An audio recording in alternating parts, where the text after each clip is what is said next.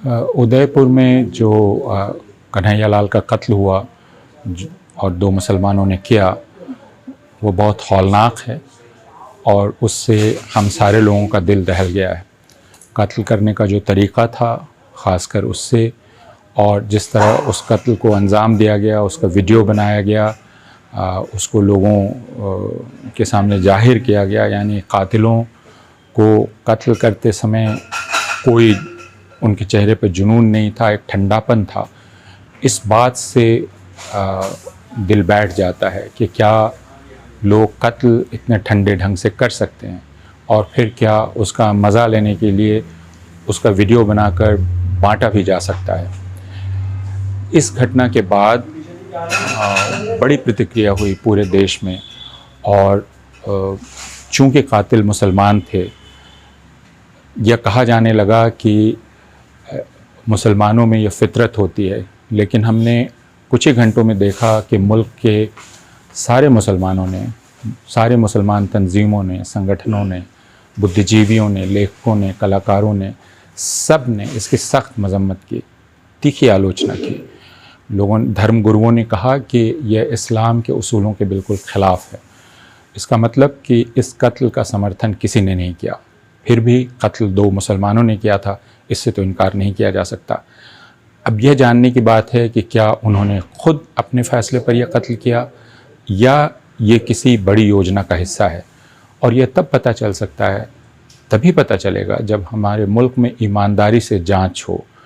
बदनसीबी यह है इस मुल्क की कि हमारे यहाँ कभी भी किसी भी हिंसा की, वारदात की ईमानदारी से जांच नहीं हुई है, और उसकी वजह हमें पता नहीं चल पाई हो। वह चाहे गुजरात की हिंसा हो, जिसमें आधिकारिक रूप से 1000 से ज़्यादा मुसलमान मारे गए, लाखों मुसलमान विस्थापित हुए, या बम्बई में हुई बड़ी हिंसा हो जिस पर श्री कृष्ण आयोग बना लेकिन वह रिपोर्ट जारी नहीं हुई, या दूसरी हिंसाएं हों।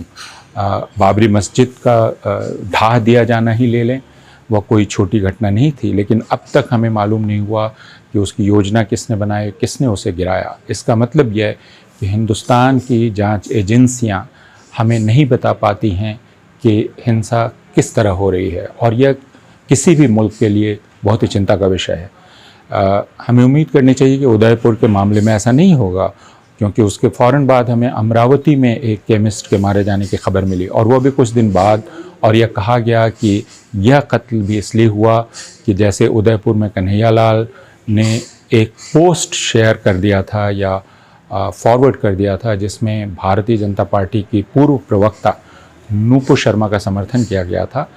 नूपुर शर्मा की आपको याद होगी, उन्होंने एक टिप्पणी की थी जिसे हज़रत मोहम्मद पैगंबर साहब की शान में गुस्ताखी माना गया था, और उससे मुसलमानों में नाराज़गी फैली थी, खाड़ी के मुल्कों में नाराज़गी फैली थी, और नूपुर शर्मा के ख़िलाफ़ कार्रवाई की मांग की गई थी। नूपुर शर्मा ने गलती की थी, यह बात भारतीय जनता पार्टी ने भी कबूल की, हिंदुस्तान की सरकार ने भी कबूल की, और नूपुर शर्मा को निलंबित किया गया, लेकिन उन पर कोई कानूनी कार्रवाई नहीं हुई। इस बात से नाराज़गी ज़रूर थी। बहरहाल कानूनी कार्रवाई न हुई हो, लेकिन कोई एक शख्स खुद सज़ा देने का हकदार नहीं हो जाता, यह बात बहुत स्पष्ट है। फिर भी मैं ये कहना चाहूँगा कि इसके बाद जो यह पूरा प्रचार शुरू हुआ है कि इस तरह का कत्ल तो सिर्फ मुसलमान कर सकते हैं, और ये इसलिए करते हैं कि उनकी कुरान ये उन्हें सिखाती है, किताब सिखाती है, या पैगंबर साहब की ज़िंदगी में ऐसी बातें थीं जिसकी वजह से मुसलमान इस तरह हिंसक हो उठते हैं।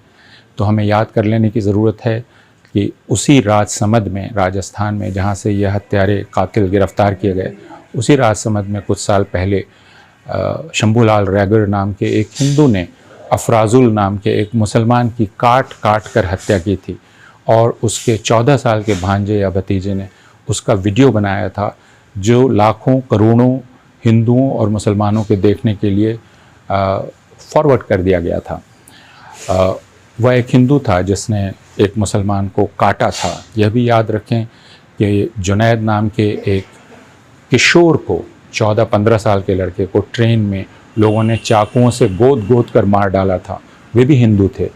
इसलिए हम ये ना कहें, और इस तरह की न जाने कितनी हत्याएं भारतवर्ष में पिछले 7-8 वर्षों में हुई हैं, जिनमें मुसलमानों को पीट पीट कर धीरे धीरे तेज़ धारदार हथियारों से मारा गया है।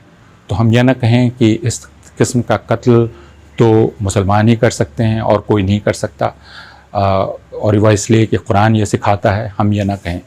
हम ये ना कहें कि चूँकि कुरान में और मुसलमानों में ईश निंदा, ब्लास्फेमी की एक कॉन्सेप्ट है, इस वजह से अगर कोई मोहम्मद साहब के बारे में कुछ कहे तो उसे तुरंत कत्ल कर दिया जाता है। क्योंकि अभी आपने हाल में पढ़ा होगा कि दुकानदार ने एक अखबार में लपेट कर खाने की चीज़ दी, मुर्गे का कोई डिश, और उसे गिरफ़्तार कर लिया गया है। तो हम यह न कहें कि ईश निंदा की अवधारणा सिर्फ मुसलमानों में है।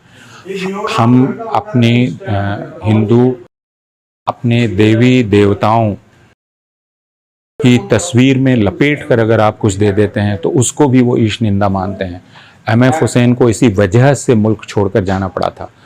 तो इस बात को समझने की ज़रूरत है कि यह बीमारी हिंदुओं में भी बड़ी गहराई से है, और उसका नतीजा मुसलमानों को भुगतना पड़ता है और हिंदुओं में भी कई लोगों को भुगतना पड़ता है। अगर वो फिल्म बना रहे हों, कहानी लिख रहे हों, चित्र बना रहे हों, कुछ भी कर रहे हों। तो हम ये ध्यान रखें कि कन्हैया लाल के कत्ल के सहारे कोशिश ये की जा रही है कि मुल्क में मुसलमानों के ख़िलाफ़ एक नफ़रत जो पहले से चली आ रही है उसको और गहरा किया जाए। हिंदुओं और मुसलमानों में जो आपसी संदेह है उसको और बढ़ाया जाए, घृणा और बढ़ाई जाए। हमारे लिए ये बहुत ज़रूरी है कि हम एक दूसरे के साथ समझदारी से पेश आएँ। हम इस तरह के कत्ल और हिंसा के लिए जो वातावरण बनाया जा रहा है उस वातावरण के ख़िलाफ़ काम करें और हम आपसी समझदारी के लिए काम करें।